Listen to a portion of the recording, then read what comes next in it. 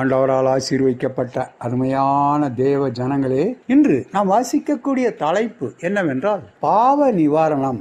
இயேசு கிறிஸ்துவின் ரத்தம் சகல பாவங்களையும் நீக்கி நம்மை சுத்திகரிக்கும். 1 யோவான் 1வது அதிகாரம் 7வது வசனம். முதியவர் ஒருவரை மருத்துவமனையில் சேர்த்தார்கள். அவருக்கு பார்வை இல்லை, மரிக்கும் நிலையில் இருந்தார். அவருடைய பேத்தி தினமும் அங்கு வந்து அவருக்கு ஏதாவது வாசித்து காட்டுவார். அந்த சிறுமியின் இனிய குரல் அவரை உற்சாகப்படுத்தும். வேதாகமம் ஒன்று அந்த அறையில் இருந்ததை ஒரு நாள் அந்த சிறுமி பார்த்துவிட்டாள்.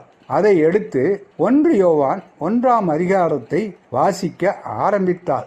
மிகவும் ஆர்வத்தோடு அதை கேட்டுக்கொண்டிருந்த முதியவர், இயேசு கிறிஸ்துவின் ரத்தம் சகல பாவங்களையும் நீக்கி நம்மை சுத்திகரிக்கும் என்னும் வார்த்தைகளை கேட்டதும், உண்மையில் அப்படி எழுதியிருக்கிறதா என்று அந்த சிறுமியை பார்த்து அவர் கேட்டார். அந்த சிறுமியும் ஆமாம் தாத்தா என்று கூறினார். அதனை மீண்டும் வாசி என்று தாத்தா கேட்டுக்கொண்டார். அவருடைய குமாரனாகிய இயேசு கிறிஸ்துவின் ரத்தம் சகல பாவங்களையும் நீக்கி நம்மை சுத்திகரிக்கும் என்று வாசித்தால் பேத்தி. சில வினாடிகள் அங்கு அமைதி நிலவியது. அந்த புஸ்தகத்தில் உண்மையாகவே அப்படி எழுதியிருக்கிறதா என்றும் மீண்டும் மீண்டும் கேட்டார் அந்த முதியவர். ஆம் தாத்தா என்று உறுதியாக கூறினாள் சிறுமி. கரத்தை பிடித்து என் விரல்களை அந்த வாக்கியத்தின் மேல் வைத்து அதனை மீண்டும் வாசி என்று கூறினார் முதியவர்.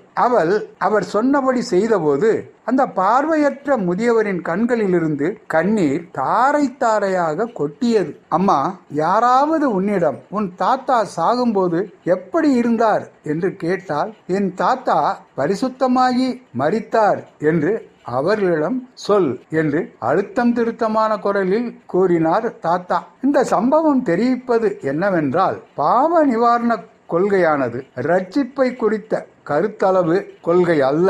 மாறாக விழுந்து போன பாவிகளின் வாழ்வில் செயல்படும் ஒரு வல்லமையாகும். அது தேவனுடைய வல்லமை, பாவிகளை ரட்சிக்கும் வல்லமை என்பதையே இந்த நிகழ்ச்சி காட்டுகின்றது. பாவ நிவாரணம் என்றால் தேவனோடு பழக தடையாயிருக்கும் அனைத்தையும் அகற்றுவதே ஆகும். அதாவது பாவ நிவாரணம் என்றால் ஒப்புரவாகுதல், மேலும் பிராயச்சித்தம் என்னும் கருத்தும் இதில் அடங்கும். தேவனுக்கும் நமக்கும் இடையே இருக்கிற தடைகள் அனைத்தையும் அகற்றுவதையே சுட்டி காட்டுகின்றது. நமக்கும் தேவனுக்கும் இடையே ஆன பாவத்தை அகற்றி அவரோடு ஒப்புரவாகுதல், கிறிஸ்துவின் வாழ்வு, மரணம், உயிர்த்தெழுதல், பரமேறுதல், மத்தியஸ்தம், நியாய தீர்ப்பு, அவரின் 2ஆம் வருகை ஆகியவற்றுக்குள் இதுவே அமைந்துள்ளது. நமக்கு பதிலாக கிறிஸ்து மரித்தார் என்ற மகத்துவமான அன்புக்காக சோத்திரம் என்று நம் தேவனை நோக்கி ஜெபிக்கலாமா? ஆண்டவர் தாமே நம் அனைவரையும் ஆசீர்வதிப்பாராக. ஆமேன்.